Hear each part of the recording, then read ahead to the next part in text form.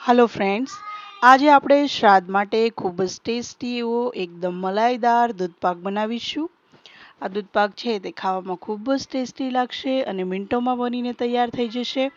અને આને ઘટ કરવા માટે આપણે એક સિક્રેટ વસ્તુ ઉમેરીશું, જે ઉમેરતા જ આપણો દૂધપાક છે તે સરસ એવો ઘટ અને એકદમ ક્રીમી થઈ જશે। તો આવો આપણે ટેસ્ટી એવા દૂધપાકની રેસિપી ચાલુ કરીએ। હું અહીં 2 વ્યક્તિ માટે દૂધપાક બનાવું છું, તો મેં અહીં અડધા લીટર જેટલું દૂધ લીધું છે। તેને મેં આ રીતના એક વાસણમાં લઈ લીધું છે અને ગેસ ઉપર આપણે તેને ગરમ થવા માટે મૂકી દઈશું।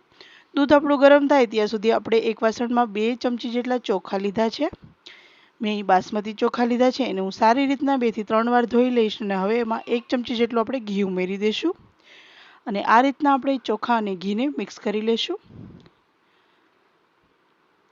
તો તમે જોઈ શકો છો કે આપણું દૂધ છે તે સરસ એવું ગરમ થઈ ગયું છે। હવે આપણે એમાં ચોખા ઉમેરી દઈશું અને સરસ રીતના એકવાર આપણે એને મિક્સ કરી દઈશું।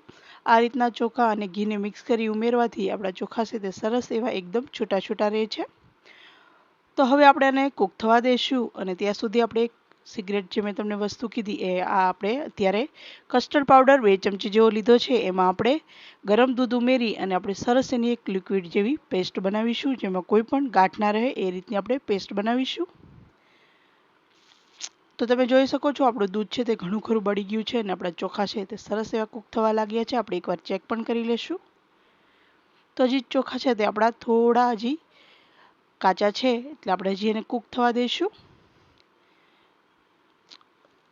હવે આપણા ભાત છે તે કૂક થાય છે ત્યાં આપણે એમાં ખાંડ ઉમેરી દઈશું। મેં અહીં 3 ચમચી જેટલી ખાંડ ઉમેરું છું। તમે તમારી મીઠાશ પ્રમાણે ખાંડ ઉમેરી શકો છો, જેટલું મીઠું ખાતા હોય એટલી ખાંડ ઉમેરવાની।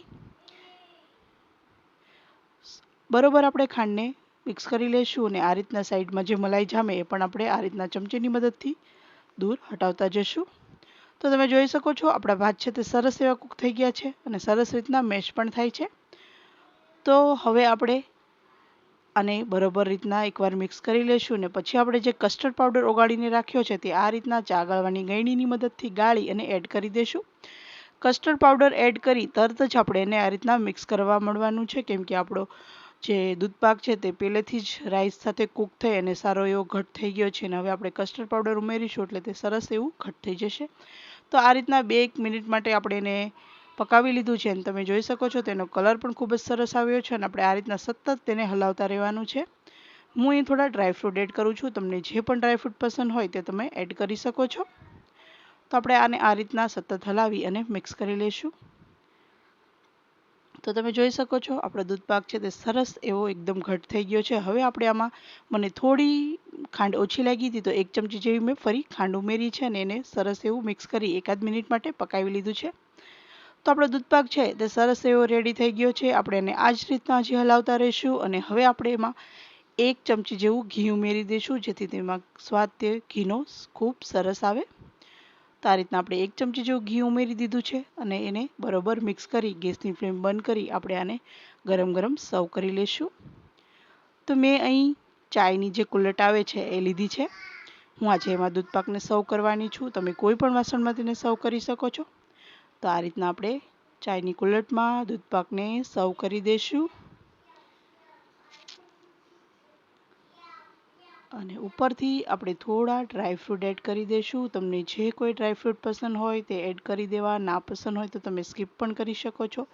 તો તમે જોઈ શકો છો ખૂબ જ ટેસ્ટી એવો શ્રાદ્ધ માટે આપણો દૂધપાક બનીને તૈયાર થઈ ગયો છે।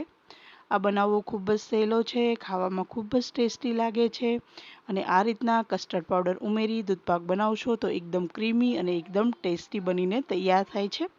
તો એકવાર આ વખતે શ્રાદ્ધમાં આ રેસિપી જરૂર ટ્રાય કરવી અને મને કોમેન્ટ કરવી તમને મારી આજની આ રેસિપી કેવી લાગી।